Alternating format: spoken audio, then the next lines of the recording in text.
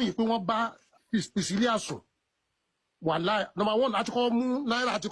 àti kọ́ gbé ní condition pé kó fóun bí i 300 million kó má sọ síta tó bá at the end of the day náà ó tún máa sọ síta kí ló dé tó bò látọjọ́ yìí mo fẹ́ sọ fún yín mo ṣe ń sọ̀rọ̀ yìí Ọlọ́run rí nǹkan tí mo sọ yìí mo fi gbogbo nǹkan tí mo ní láyé ìbúra ọmọbìnrin yẹn ọ̀rẹ́ Naira ló ń fẹ́ tó ń pè ní Lil Kesh kò dẹ̀ dá wá lẹ́yìn Naira rí àbí kò dá wá lẹ́yìn ọmọ yẹn rí wá sílé Naira so gbogbo wọn máa sọ̀rọ̀ wọn máa sọ fún ní drug fún nílé Naira kò sẹ́ni tó mu drug o lẹ́yìn Mohbad igbó ni gbogbo wọn mu òun yìí nìkan ló mú gbogbo wọn ń pèǹtì ẹ̀bẹ̀ ni pé saint ni Mohbad ń jáde ń jà fúnra rẹ̀ ó lọ ń jà ń ta ló wọlé náà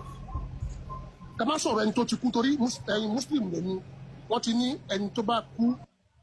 àdúrà ní ká gbà fún nǹkan tó bá da tó bá ṣe ní ká sọ ká má sọ èyí tí ò da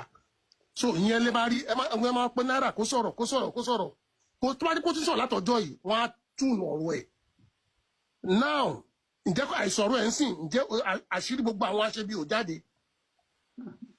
mo kàn ní kí n bọ́ tẹ̀sí lórí mo ti listen sí kúrẹ́ ìsọ̀rọ̀ látọjọ́ ẹ̀ mo ti listen sí látẹ̀ẹ̀kan mo wá òkè máa ń listen sí a lot of blogs àwọn mi wà fẹ́ kí wọ́n máa ń sọ̀rọ̀ àkọ́kọ́ pé àwọn eléyìí mi ní láti sọ̀rọ̀ ńbẹ̀ but mo ti rí focus mo ti rí àwọn nǹkan tí ẹ̀ ń sọ bí báyìí mo rí pé òótọ́ lẹ gbé dání nígbà ló jẹ́ kí yín kẹ gbé mi wá sókè o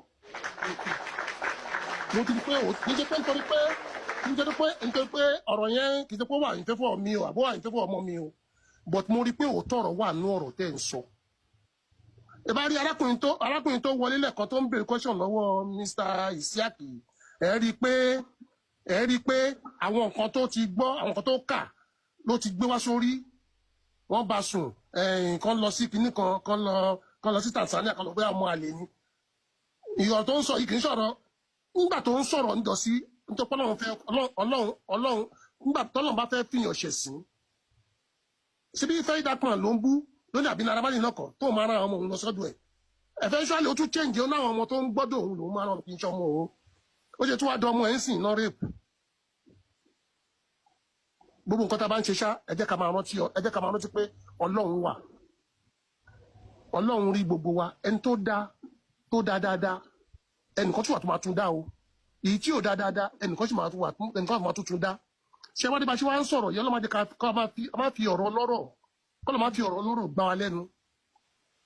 ṣe rí nǹkan tó wà lórí íńtánẹ́ẹ̀tì tẹ́ bá tẹ̀lé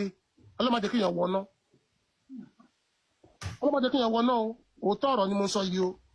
ẹni tó ń pè ní ọmọ tó ń pè ní Naira Marley ẹlòmíì ò mọ̀ ẹlòmíì àwa síbẹ̀ ẹ̀yá ní ẹ̀jẹ̀ náà mú nílé ẹ̀ orí èèyàn náà ń bẹ́ nílé ẹ̀ orí èèyàn náà ń ṣe kinní kan oríṣiríṣi màá dẹ̀ wò báyìí pé kọ́lọ́n dáríjì ni o kọ́lọ́n dáríjì máa ń tọ̀ dáríjì fún ọ ni o torí bọ́ ṣe kọ́ ìmì nílé tèmi nìyẹn ẹ kàn ń gbọ́ pé ó ń kọrin ilé so kí ló wà nù business life ó yàtọ̀ sí personal life mo ní kí n ní o kí n kàn wá sókè mi bá kí n bá lè buttress point yín ni ẹ ṣe gan ẹ kó àdúró tí o. ẹ má ti dọ̀pọ̀ ẹ má ti lọ́sàn. ẹ má bínú sà ẹ jẹ́ ká wá sọ fún Naira Marley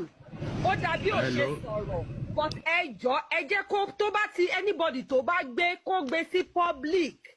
ẹni kó publicize kó jẹ́ kí sínú newspaper irú ìgbà tó gbé Ìyábọ̀ a fẹ́ rí ẹ jẹ́ kó gbé jáde kóun máa sọ̀rọ̀ bọ́ ẹ jẹ́ kó máa gbé jáde actions ẹ̀ kó máa gbé jáde please sir God bless you for coming up. ó ti débẹ̀ báyìí.